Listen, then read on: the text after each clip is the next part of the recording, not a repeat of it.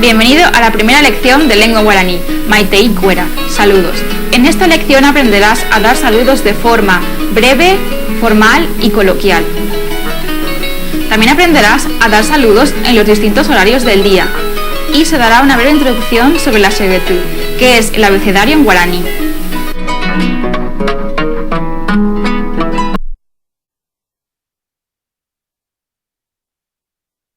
Baeishapa, hiporante, hande, hiporante abei. baeishapa, baeishapareko, hiporante, hande,